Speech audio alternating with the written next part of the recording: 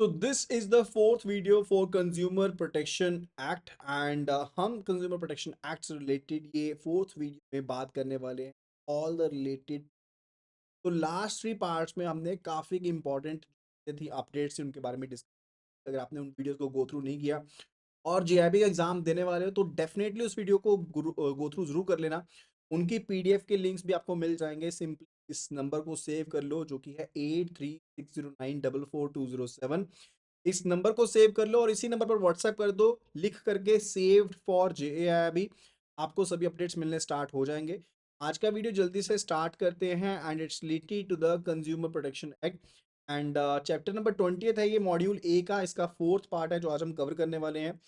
तो district CDRC में क्या प्रोसेस रहता है, एडमिसिबिलिटी क्या रहती है, कंपोनेंट्स क्या रहते हैं, सब चीज़ों के बारे में हमने लास्ट वीडियो में गो थ्रू किया था। और यहाँ पर हम बात करने वाले related to complaints to the state CDRCs and the national CDRCs, right.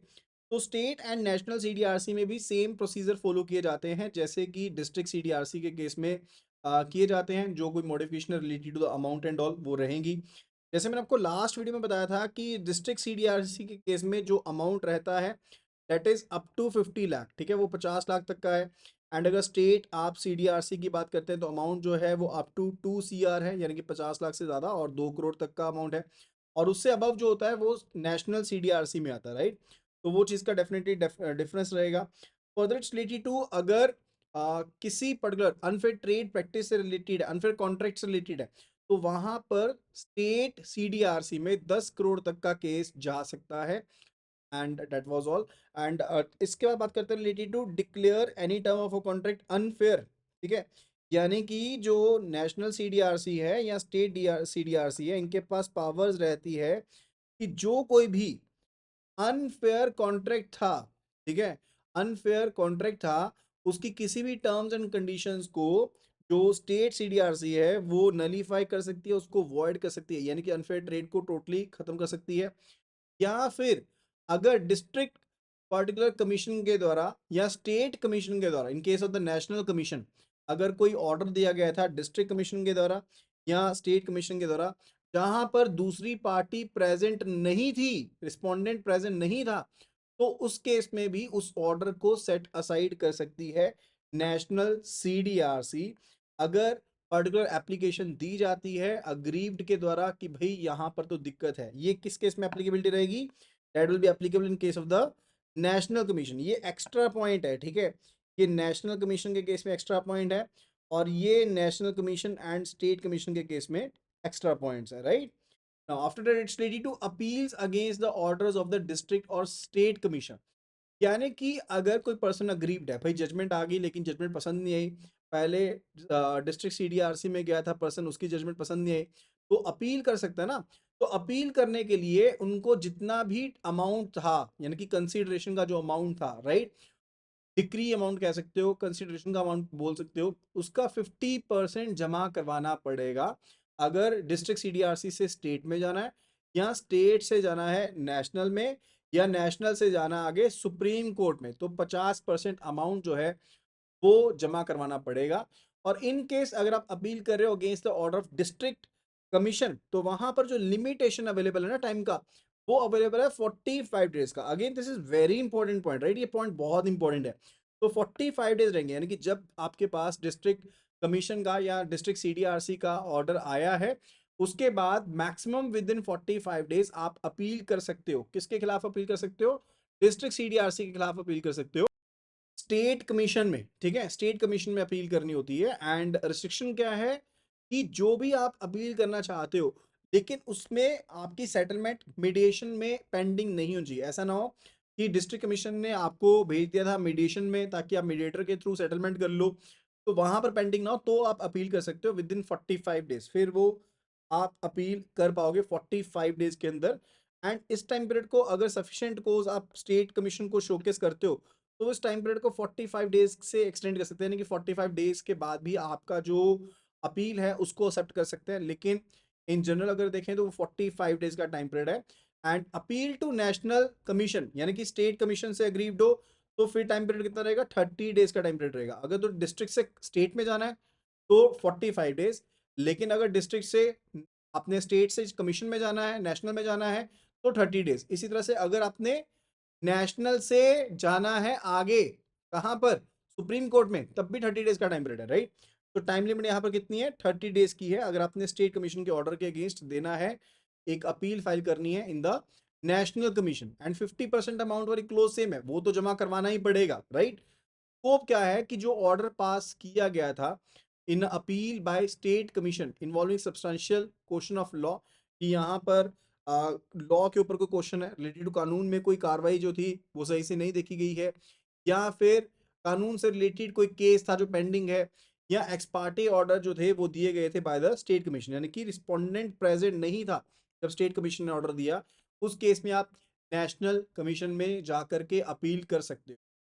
अब अगर हम बात करें हेयरिंग ऑफ अपील के बारे में, हेयरिंग ऑफ अपील के बारे में बात करें, तो अपील को जो अपील की जाएगी उसके बाद एडमिशन होने के बाद, यानी कि एडमिसिबिलिटी ऑफ द अपील के बाद, उस अपील को 90 डेज के अंदर डिस्पोज ऑफ करना पड़ेगा। With in 90 days of the admission जो अपील है उसको डिस्पोज ऑफ करना पड़ेगा।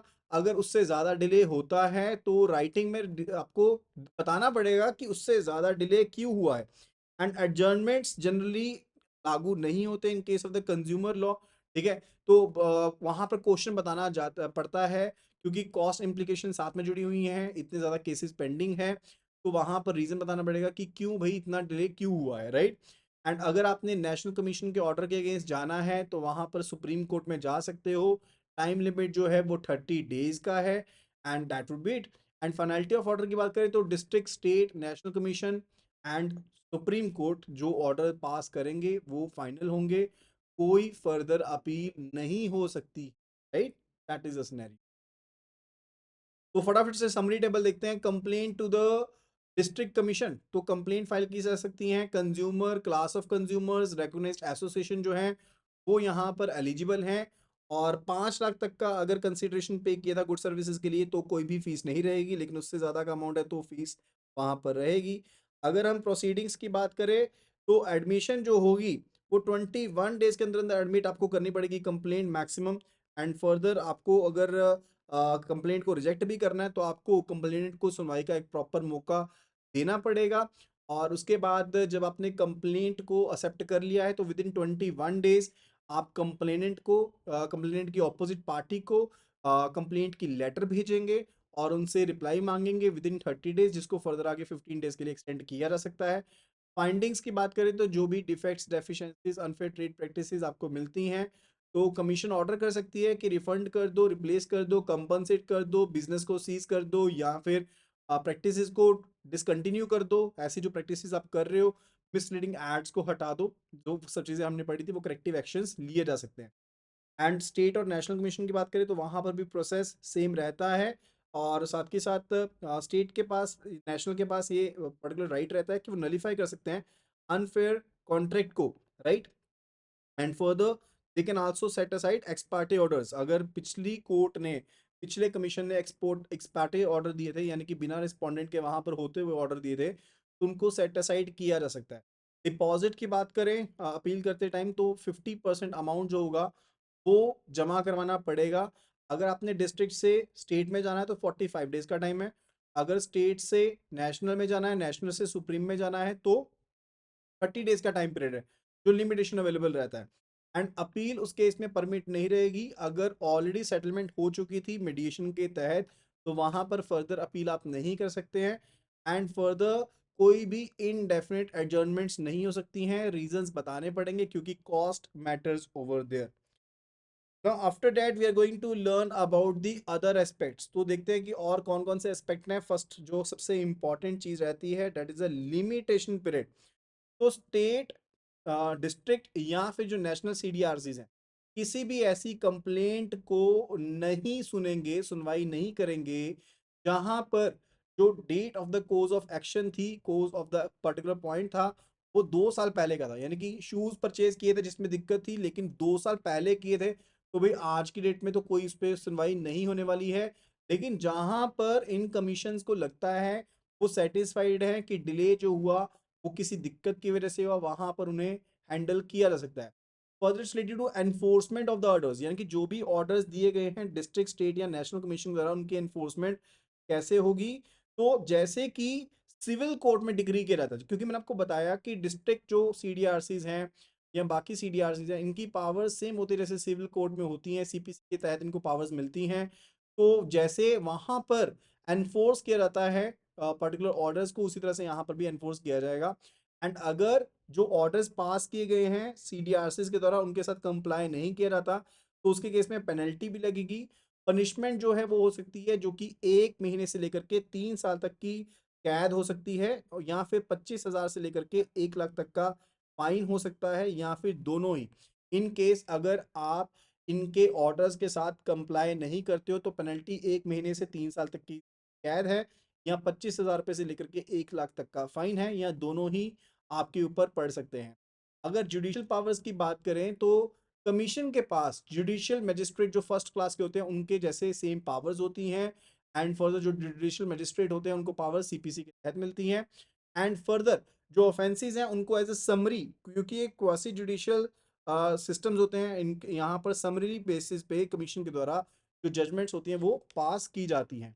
एंड अगर कोई भी ऑर्डर पास किया गया है सेक्शन 72 के अंदर बाय द सीडीआरसीज, तो उनके अगेंस्ट अपील की जा सकती है। तो अपील जो है रिलेटेड टू अगर पनिशमेंट, मान लो कि कोई ऑर्डर पास किया गया था एंड पनिशमेंट मिलने वाली है, तो पनिशमेंट है, तो particularly for non compliance purposes अगर पनिशमेंट है तो वहां पर अपील की जा सकती है। यानी कि जो पेनल्टी पड़ रही है ना, उस पनिशमेंट से बचने की बात कर रहा हूँ, उस पनिशमेंट से बचने के लिए भी अपील की जा सकती है। विद इन 30 डेज वो अपील की जा सकती है। यानी कि अगर आपने कंप्लाई नहीं किया एंड ऑर्डर दिया था डिस्ट्रिक्ट कमिश्नर ने, तो स्टेट कमीशन में जाओगे, स्टेट कमीशन ने दिया था तो नेशनल कमीशन में, अगर नेशनल कमीशन ने दिया था ऑर्डर और आपने कंप्लाई नहीं किया तो सुप्रीम कोर्ट से जाकर के आपको छुटकारा मिलेगा। ठीक है। और रिस्पेक्टिव जो कमीशन है, कोर्ट है, वो पर्टिकुलरली अपील को अलाउ कर सकते हैं इवन आफ्टर स्पेसिफाइड टाइम। जैसे मैंने आपको स्पेसिफाइड टाइम बताया कि स्पेसिफाइड टाइम कितना है, 30 डेज का है। स्पेसिफाइड टाइम की 30 डेज के अंदर अंदर आपको अपील करना है। लेकिन इन सिनेरियो अगर आप लेट हो गए तो वहां पर आपको अपील करने के लिए, अगर आपका जायज रीजन था, तो फर्दर फिर भी उसको एक्सेप्ट किया जा सकता है। एंड आपकी कोई भी अपील जो है ऑर्डर के अगेंस्ट वो पेंडिंग नहीं होनी चाहिए रिलेटेड टू डिस्ट्रिक्ट या स्टेट कमीशन को छोड़ करके। ठीक है, तभी आप उस अपील का निवारण कहीं और कर सकते हो, नहीं तो नहीं कर सकते हो। Further it's related to transfer of the cases. कई बार क्या होता है कि प्रोसीडिंग के दौरान आपको केस को ट्रांसफर करना पड़ता है, तो कंप्लेनेंट के द्वारा, या फिर अगर किसी पर्टिकुलर एजेंसी ने स्टार्ट किया था केस तो मोटर लेवल के ऊपर, तो वहां पर अगर एक पर्टिकुलर डिस्ट्रिक्ट से दूसरे किसी डिस्ट्रिक्ट में सेम स्टेट के अंदर, या डिफरेंट स्टेट्स के अंदर डिफरेंट डिस्ट्रिक्ट में, या डिफरेंट स्टेट्स में अगर अपने केस को ट्रांसफर करना है तो वो हो सकता है। तो स्टेट कमीशन जो होती है वो अपने स्टेट के अंदर ही एक डिस्ट्रिक्ट कमीशन से दूसरे डिस्ट्रिक्ट कमीशन में केस को ट्रांसफर कर सकती है। नेशनल कमीशन जो होती है वो डिस्ट्रिक्ट कमीशन को एक स्टेट के डिस्ट्रिक्ट कमीशन से किसी दूसरे स्टेट के डिस्ट्रिक्ट कमीशन में ट्रांसफर कर सकती है, या किसी एक स्टेट के कमीशन से किसी दूसरे स्टेट के कमीशन में भी केस को ट्रांसफर कर सकती है। अगेन ये पॉइंट काफी ज्यादा इंपॉर्टेंट है यहाँ पर, डेट्स रिलेटेड टू फ्रिवलेस या फिर जो वेक्सेशियस कंप्लेंट्स है, जहां पर भड़काऊ नेचर की कंप्लेंट्स है। अगर डिस्ट्रिक्ट, स्टेट या फिर नेशनल कमीशन को लगता है जो कंप्लेंट्स थी वो फ्रिवलेस या वेक्सेशियस नेचर की थी, तो उसके केस में जो कंप्लेंट है उसको डिसमिस कर दिया जाएगा, उसके रीजंस को नोट डाउन कर लिया जाएगा, एंड जो कंप्लेनेंट है उसके खिलाफ मानहानि का दावा करते हुए उसको 10,000 रुपये ऑपोजिट पार्टी को पे करने के लिए कह दिया जाएगा। Not related to digitisation of the proceedings, जो एक्ट है वो परमिट करता है कि कंप्लेंट्स की ई फाइलिंग भी हो सकती है, यानी कि ऑनलाइन फाइलिंग भी हो सकती है कंप्लेंट्स की, ऑनलाइन आप फी पेमेंट भी कर सकते हैं। वीडियो कॉन्फ्रेंसिंग के लिए भी इजाज़त दी गई है, ताकि जो दिक्कतें आती थी पहले कि आपको वहां पर जाना ही पड़ेगा, वो दिक्कतें अब खत्म हो जाएं, तो वीडियो कॉन्फ्रेंसिंग की भी इजाज़त दी गई है। Further it's to power to review, again this is important point, ये भी इंपॉर्टेंट पॉइंट है। पावर टू रिव्यू यानी कि जो डिस्ट्रिक्ट कमीशन है, स्टेट कमीशन है, वो अपने खुद के ऑर्डर्स को भी रिव्यू कर सकते हैं अगर उनके ऑर्डर्स के लिए एप्लीकेशन आगे फाइल की गई है to correct any of the orders. यानी कि अगर उन्होंने कोई ऑर्डर दिया एंड पर्टिकुलर उस ऑर्डर को करेक्ट करने के लिए एप्लीकेशन आ गई कि भाई इसको करेक्ट करो, तो ये डिस्ट्रिक्ट या स्टेट कमीशन अपने ऑर्डर्स को फिर से रिव्यू कर सकते हैं। एंड फर्दर अगर इनको लगता है कि हाँ भाई इस पे करेक्शन की जरूरत थी, तो इनको करेक्शन भी किया जा सकता है।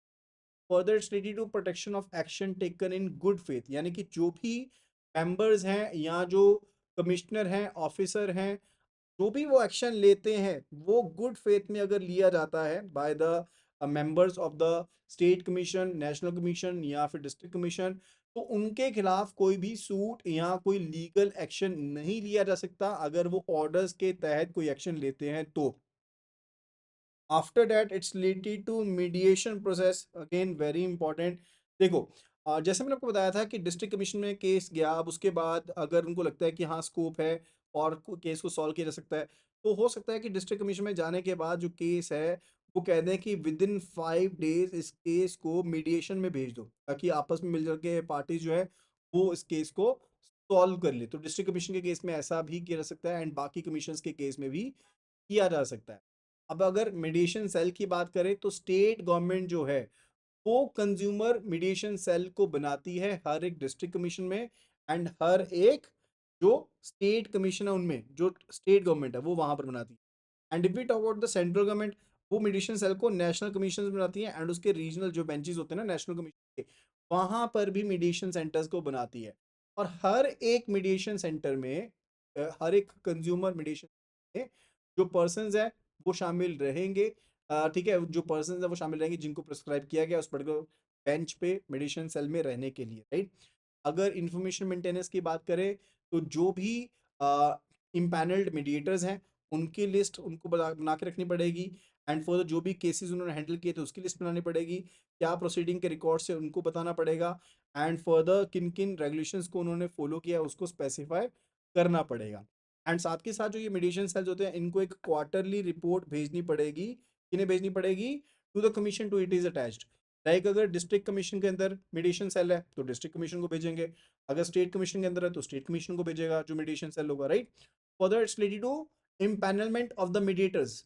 हम इम्पैनलमेंट की बात करें तो मीडिएशन में जो भी आपके पास मीडिएटर्स होंगे, मीडिएशन सेल में जो भी आपके पास मीडिएटर्स होंगे वो पर्टिकुलरली उनकी लिस्ट को बना के रखेगा, जो रिस्पेक्टिव मेडिसिन सेल है वो बना के रखेंगे, लेकिन जो लिस्ट होगी वो रिकमेंड की जाएगी बाय द सिलेक्शन कमेटी, जो प्रेसिडेंट होगा एंड एक और मेंबर जो होगा पर्टिकुलर कमीशन का, वो मिलकर के मीडिएटर्स की लिस्ट को बनाएंगे, राइट। एंड एलिजिबिलिटी क्या रहती है मीडिएटर बनने के लिए वो मैंने यहाँ पर आपको बता दिया है। एलिजिबिलिटी फॉर मीडिएटर, वो पर्सन किसी सुप्रीम कोर्ट जज का रिटायर्ड जज हो सकता है, वो पर्सन हाई कोर्ट जज रिटायर्ड हो सकता है, या कंज्यूमर कमीशन का जो मेंबर है वो रिटायर्ड हो सकता है, या फिर रिटायर्ड डिस्ट्रिक्ट या सेशन जज हो सकते हैं, एडिशनल डिस्ट्रिक्ट सेशन जज हो सकते हैं एंड रिटायर्ड जुडिशियल ऑफिसर हो सकते हैं जिनको 10 साल से ज़्यादा का या 10 साल का एक्सपीरियंस हो, एडवोकेट हो सकते हैं जिनका बार लाइसेंस जो है 10 साल या उससे ज़्यादा का है, एंड हो सकता है कि वो मीडिएटर्स ऑलरेडी इम्पैनल्ड हो सुप्रीम कोर्ट में, हाई कोर्ट में, डिस्ट्रिक्ट कोर्ट में, या जिन पर्सन का एक्सपीरियंस 5 साल से ज़्यादा है मीडिएशन कंसिलेशन में वो भी मीडिएटर का रोल अदा कर सकते हैं। इसके अलावा जो एक्सपर्ट्स हैं, प्रोफेशनल्स हैं, इनका एक्सपीरियंस 15 साल या उससे ज़्यादा है, या रिटायर्ड सीनियर ब्यूरोक्रेट्स हैं, एग्जीक्यूटिव्स हैं, उनको भी इसमें शामिल किया जा सकता है, राइट। और किस केस में उनकी डिसक्वालिफिकेशन रहेगी? अगर वो इनसॉल्वेंट है, यानी किसी कोर्ट ने उनको इनसॉल्वेंट एडजज कर दिया है, उस केस में उनको मीडिएटर नहीं बना सकते, या उनके खिलाफ क्रिमिनल चार्जेस हैं जो काफ़ी मॉरल टर्पिट्यूड के हैं तो भी उनको शामिल नहीं किया जा सकता एज अ मीडिएटर, या उनके खिलाफ कोई जो डिसिप्लिनरी एक्शन है वो पेंडिंग है, ठीक है, पर्टिकुलरली, तो भी उनको मीडिएटर नहीं बनाया जा सकता। और अगर टेन्योर की बात करें, यानी कि जिस पर्सन को मीडिएटर बनाया गया है, तो उनको 5 साल के लिए मीडिएटर बनाया जाएगा विद द पॉसिबिलिटी कि उनको आगे रीअपॉइंट भी किया जा सकता है अगली टर्म के लिए, राइट। तो एक पॉसिबिलिटी ये भी रहती है। मीडिएशन प्रोसीडिंग की अगर बात करें तो पार्टीज की प्रेजेंस में, ऑथराइज्ड रिप्रेजेंटेटिव्स की प्रेजेंस में जो मीडिएशन की प्रोसीडिंग है वो स्टार्ट की जाएगी।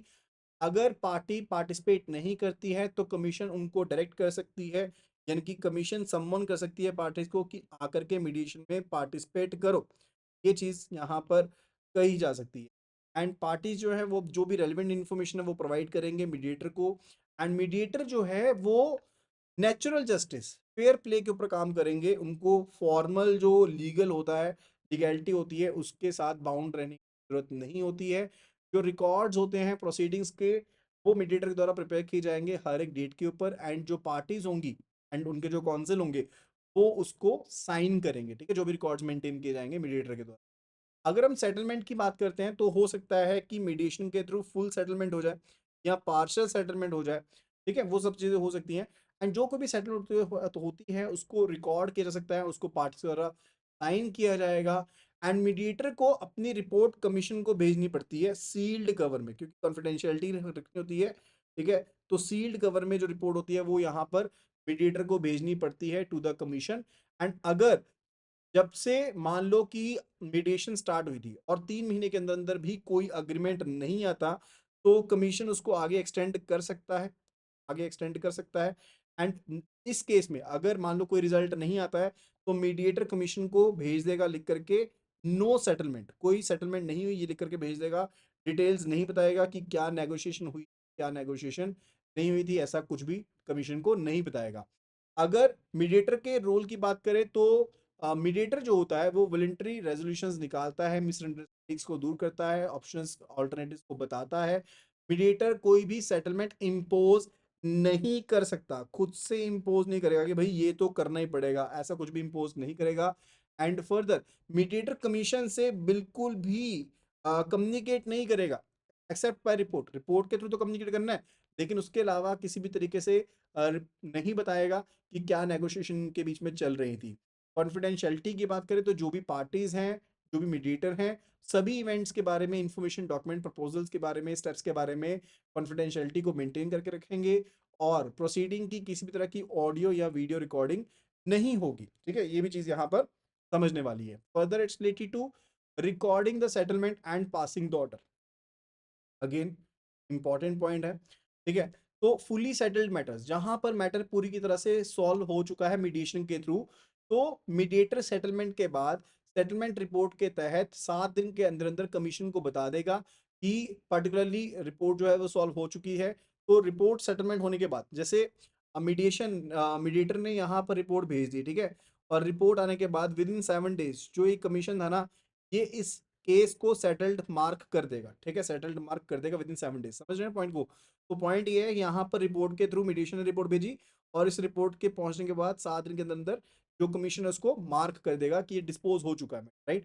और जहां पर पार्टली सेटल्ड मैटर्स है, तो कमीशन जो है वो सेटल्ड इश्यूज को रिपोर्ट कर देगा, अपने पास नोट डाउन कर लेगा, और जो रिमेनिंग इश्यूज हैं उनको कंटिन्यू कर लेंगे। और जहां पर अनसेटल्ड मैटर्स हैं, जहां पर कोई भी सेटलमेंट नहीं पहुंची है, कमीशन कंटिन्यू कर लेगा, सारी की सारी हियरिंग्स को सुना जाएगा।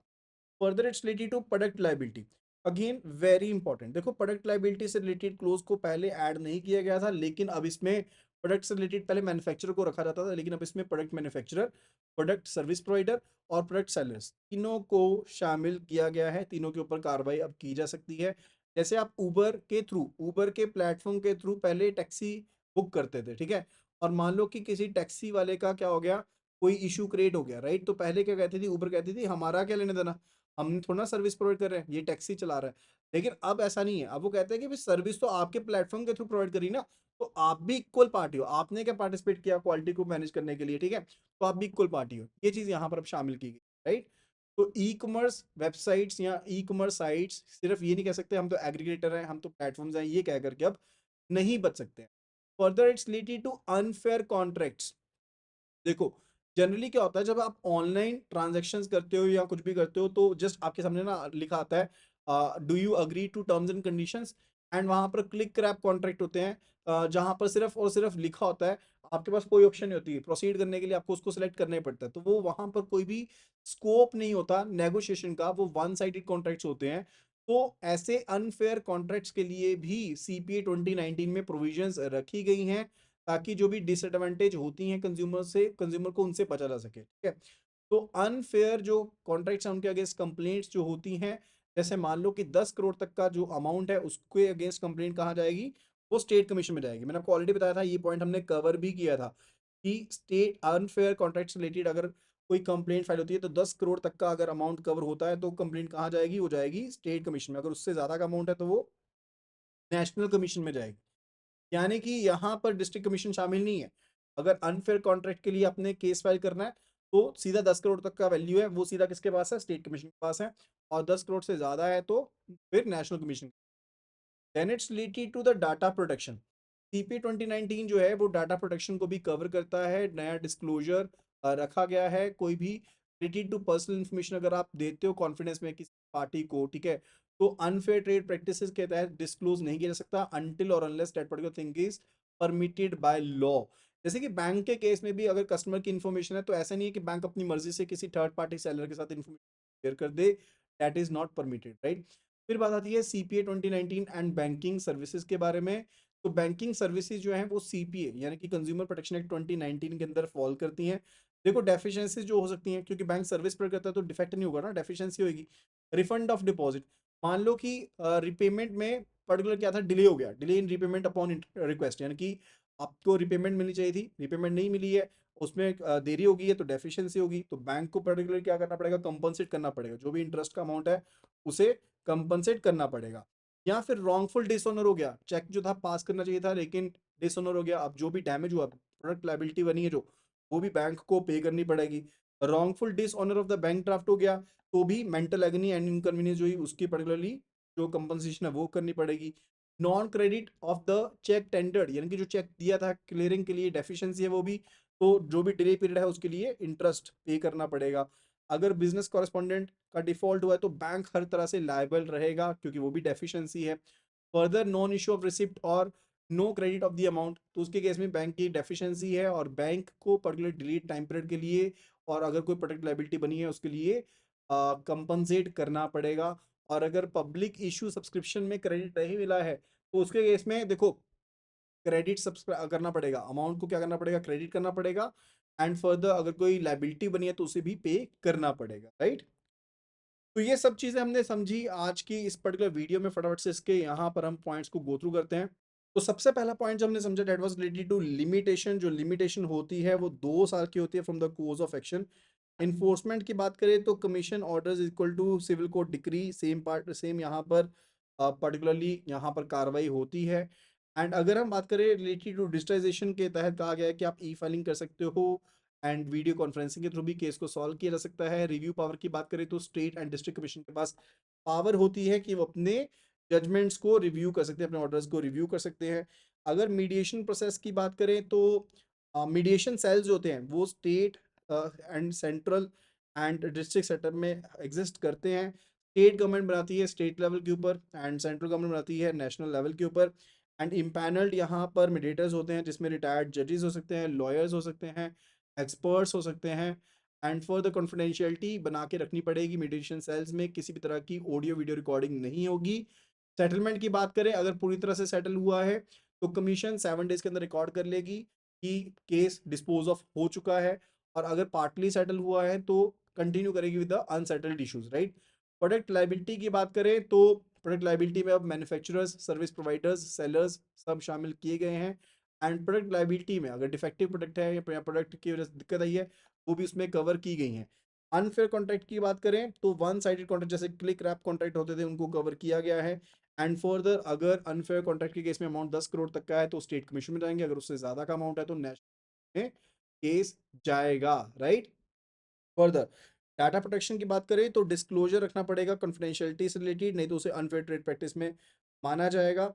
एंड अगर सीपीए एंड बैंकिंग सर्विसेज की बात करें तो बैंक पर्टिकुलरली जो है कॉमन डेफिशिएंसीज कुछ ऐसे हो सकती हैं, जैसे कि मान लो कि डिपॉजिट में डिले हो गया या चेक को पर्टिकुलरली क्लियर करना था उसमें डिले हो गया या अमाउंट को क्रेडिट नहीं किया, ठीक है।